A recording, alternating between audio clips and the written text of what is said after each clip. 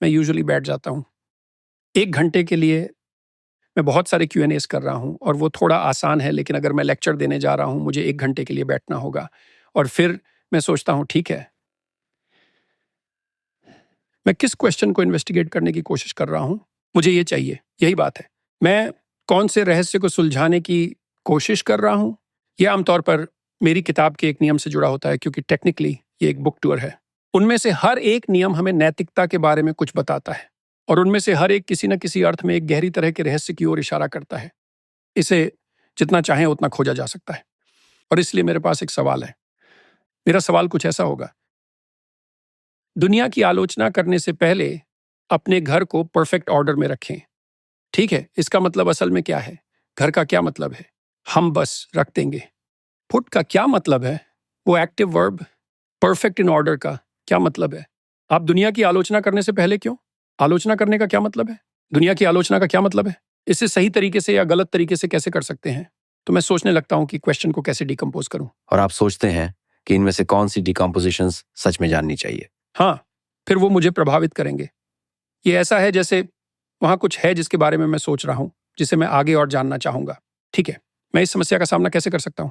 मेरे पास ये कहानी है जो मुझे पता है, मेरे पास ये कहानी है और मेरे पास ये कहानी है, लेकिन मैंने उन्हें पहले कभी तुलना में नहीं रखा है, और वहां कुछ दिलचस्प बातचीत होने वाली है जो विपरीत परिस्थितियों में होगी। तो मेरे पास सवाल है और मेरे पास इंटरप्रिटेशन का एक फ्रेमवर्क है, और फिर मेरे पास कुछ पोटेंशियल नैरेटिव प्लेसेस हैं जहां मैं जा सकता हूं। मैं सोचता हूं, ठीक है, मैं उसे संतुलित कर सकता हूं और देखता हूं क्या होता है। और फिर जो मैं करना चाहता हूं वो प्रोसेस पर ध्यान केंद्रित करना है, ऑडियंस की ओर ध्यान देना है, ताकि ये सुनिश्चित हो सके कि शब्द सही रूप से पहुंच रहे हैं। और फिर ये देखना है कि क्या मैं उसमें इतनी गहराई से जा सकता हूं कि एक कहानी खुद ही उभर कर आए जिसमें एक अंत भी हो। मुझे यकीन है कि आपने पॉडकास्ट में ये अनुभव किया होगा, है ना? शायद मैं गलत हूं, लेकिन मेरा अनुभव ऐसा है। अगर मैं बातचीत में शामिल हो जाता हूं और हमें समय सीमा के बारे में पता है, एक नेचुरल नैरेटिव आर्क होगा, और फिर आपको पता चल सके कि मिड पॉइंट कब है, और आप देख सकें कि आप निष्कर्ष पर कब पहुंच रहे हैं। और अगर आप सच में ध्यान दें तो आप देख सकते हैं कि ये रुकने के लिए एक अच्छी जगह है। आपका आना बहुत अच्छा है, और आपको इसे देखने के लिए अलर्ट और पेशेंट होना होगा, और आपको वहां तक पहुंचने से संतुष्ट होने के लिए तैयार रहना होगा। अगर आप ऐसा करते हैं तो ये एक कॉमेडियन की तरह है जो पंचलाइन का काम करता है। सारे काम एक साथ चल रहे हैं और वे किसी दिशा में बढ़ रहे हैं, और ऐसे ही ये सब एक जगह आकर जुड़ते हैं और लोग इसे पसंद करते हैं, है ना? तो ये सब और ये और ये और ये वैक साथ में, और ये एक इनसाइट है, और ये काफी हद तक पंचलाइन की तरह है। वैसे ये इंटरेस्टिंग है, क्योंकि सच में मैं आपके पॉडकास्ट का फैन भी हूँ। आप हमेशा उसकी ओर बढ़ते रहते हैं। मैं ऐसा कहूँगा कि मेरे लिए एक पॉडकास्ट कन्वर्सेशन में अक्सर एक प्रकार की एलिस इन वंडरलैंड की कहानी जैसी एक्सप्लोरेशन होती है। खरगोश के बिल में आदमी, और फिर एक नई चीज अचानक प्रकट होती है। जितना अजीब उतना ही जंगली उतना ही अच्छा। एलन से बातचीत ऐसी होती है। ये असल में ऐसा है कि जितना ज्यादा आप एक आर्क की ओर बढ़ते हैं, उतना ही ज्यादा आप एक मजेदार अब्सर्ड कॉन्वर्जेशन में अनकंफर्टेबल महसूस करने लगते हैं। ओह, अब मैं आम लोगों में से एक हूँ। नहीं, मैं ऐसा नहीं चाहता। मैं अलग होना चाहता हूँ। मैं उस खरगोश को चाहता हूँ। मैं पागलपन को चाहता हूँ, क्योंकि ये ज्यादा मजेदार बनाता है। लेकिन किसी तरह इसके माध्यम से वहां एक विजडम है जिसे आप पकड़ने की कोशिश करते हैं, जैसे कि वहां एक धागा है। यही बात है दोस्त, तुम धागे का पीछा कर रहे हो। हाँ, धागा ठीक है। वहां है। बिल्कुल सही, यही हम करने की कोशिश कर रहे हैं। वो धागा, वो चर्चा, स्ट्रक्चर और स्पॉन्टेनिटी के बीच सही संतुलन है। ये मीनिंग के इंस्टिंक्ट के रूप में मैनिफेस्ट होता है, और यही है डायलोगोस में लोगोस, और ये सच में लोगस है, और भगवान ही जानता है कि इसका क्या मतलब है। अब जानते हैं, मेरा मतलब है, बाइबल का दावा है कि लोगोस रियलिटी का फंडामेंटल प्रिंसिपल है, और मुझे लगता है कि ये सच है। मुझे सच में लगता है कि ये सच है, क्योंकि मुझे लगता है कि वो मीनिंग जो आपको गाइड करता है। खैर, इसे सोचने का एक तरीका है। मैंने हाल ही में इसके बारे में लिखा है, क्या रियल है, क्या है। ठीक है, ये एक जवाब है। असली मामला क्या है? जो मायने रखता है वह असली है, क्योंकि आप ऐसा ही व्यवहार करते हैं। ठीक है, तो ये मैटर से अलग है। ये कुछ ठीक है। सबसे रियल क्या है? जो मायने रखता है। दर्द कैसा रहेगा? ये सबसे रियल क्यों है? इसे समझाने की कोशिश करें। Good luck. इसलिए दर्द ही फंडामेंटल रियलिटी है। ठीक है, खैर, ये मुश्किल है। क्या ये नास्तिकता और निराशा की ओर नहीं ले जाता? हाँ, क्या ये एक ऐसी फिलॉसफी की ओर नहीं ले जाता जो कि सबसे फंडामेंटल रियलिटी है? वो दर्द के प्रति एंटीथेटिकल है। हाँ, क्या दर्द से ज्यादा फंडामेंटल कुछ है? Love, really? अगर आपको दर्द हो रहा है, प्यार और सच्चाई, बस इतना ही मिला तुम्हें? और आप जानते हैं, अगर वो दर्द से ज्यादा ताकतवर हैं तो शायद वे सबसे असली चीजें हैं।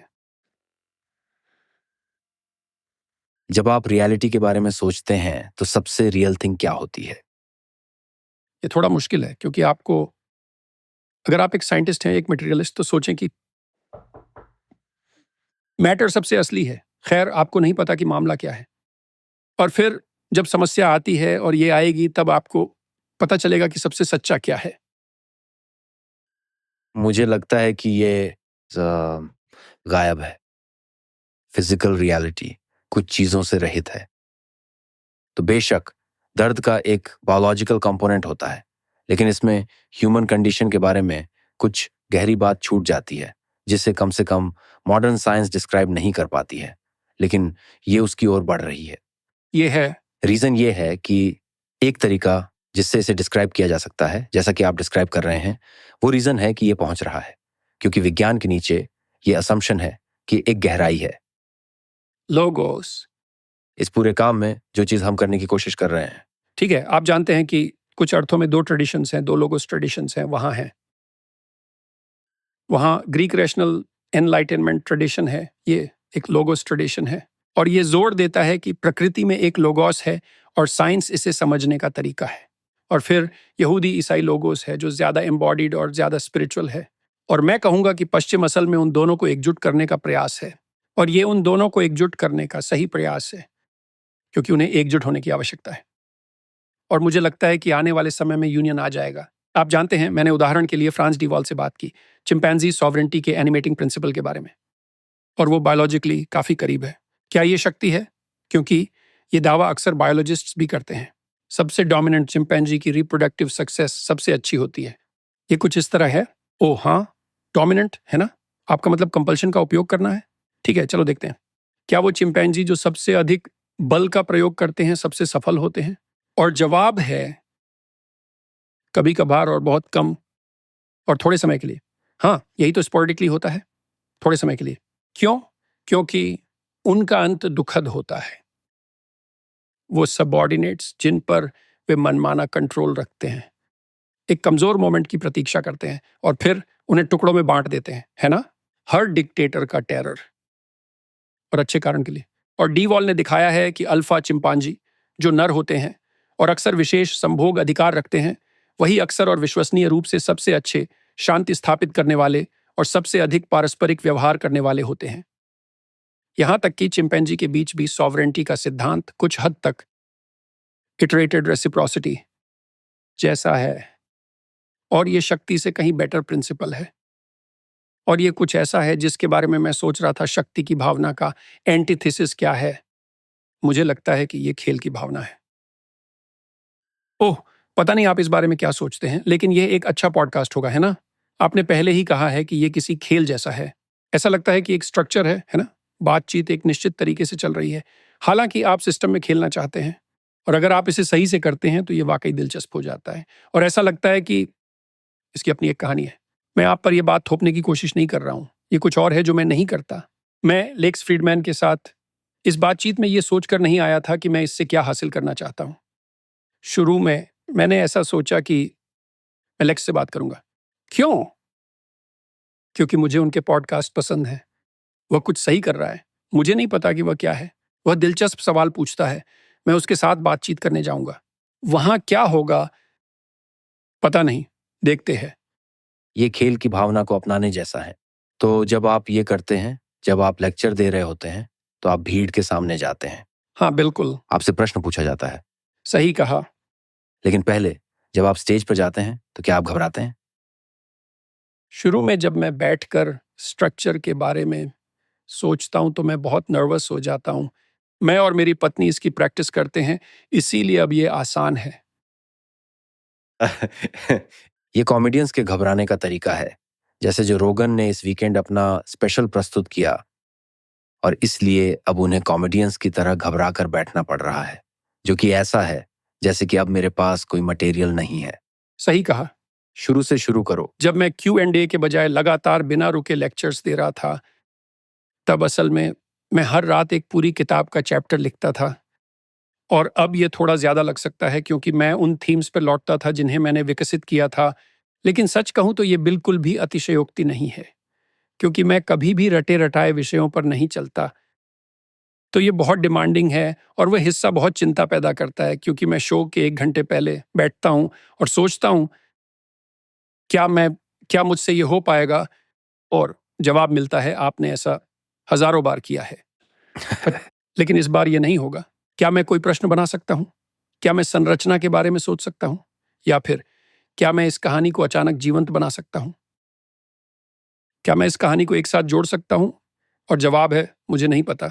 तो फिर मैं अपने दिमाग में इसे इकट्ठा करता हूं, मैं सोचता हूं और ये मुश्किल है, इसमें कोशिश लगती है और ये तनावपूर्ण है। लेकिन फिर वह पल आता है जब आप स्टेज पर जाते हैं और सोचते हैं, हाँ मुझे पता है, लेकिन क्या मैं इसे बिना नोट्स के कर सकता हूं? और फिर सवाल यह है कि जब आप ऐसा करेंगे तो आपको पता चल जाएगा। और फिर मैं स्टेज पर चला जाता हूं और मैं दर्शकों से बात नहीं करता, मैं एक समय में एक ही व्यक्ति से बात करता हूं। आप एक व्यक्ति से बात कर सकते हैं क्योंकि आपको पता है कि ऐसा कैसे करना है। इसलिए मैं एक व्यक्ति से बात करता हूं, और ज्यादा देर नहीं, क्योंकि मैं उन्हें परेशान नहीं करना चाहता।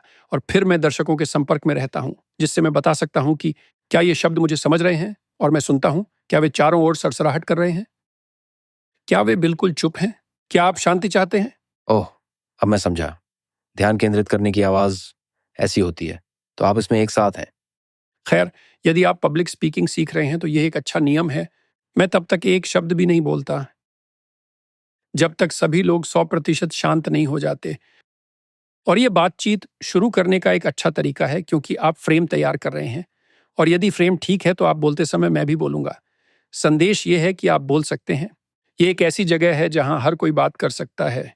ये वह जगह नहीं है जहां लोग मुझे सुनने के लिए पैसे देते हैं। तो जब तक सब लोग सुन नहीं रहे, मैं बात नहीं करने वाला।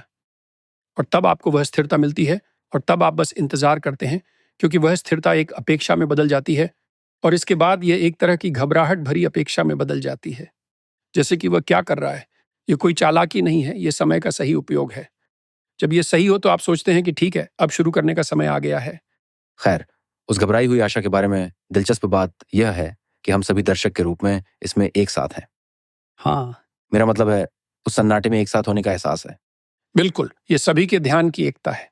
हाँ, और ये बहुत अच्छी बात है। जब कोई म्यूजिक कॉन्सर्ट होता है तो आपको अच्छा लगता है। तब कोई भी चुप नहीं रहता, बल्कि हर किसी का ध्यान एक हो जाता है, और हर कोई एक सुर में गाता है। तो ऐसा लगता है कि हम सभी एक ही चीज की पूजा कर रहे हैं, और यही बातचीत का मुद्दा होगा, यही लेक्चर का मुद्दा होगा, और पूजा उस ओर ध्यान की दिशा है। और ये वाकई में एक एकता है, क्योंकि वहां मौजूद हर कोई एक ही समय में ऐसा कर रहा है। मेरा मतलब है, इस संबंध में लेक्चर थिएटर और चर्च के बीच बहुत ज्यादा फर्क नहीं है। इनका मूल लेआउट और स्ट्रक्चर एक ही है, और वे एक दूसरे के साथ बहुत अभिन्न रूप से जुड़े हुए हैं और एक दूसरे से विकसित हुए हैं। लेक्चर थिएटर चर्च से विकसित हुआ है, इसीलिए इन शब्दों में इसके बारे में सोचना पूरी तरह से सही है।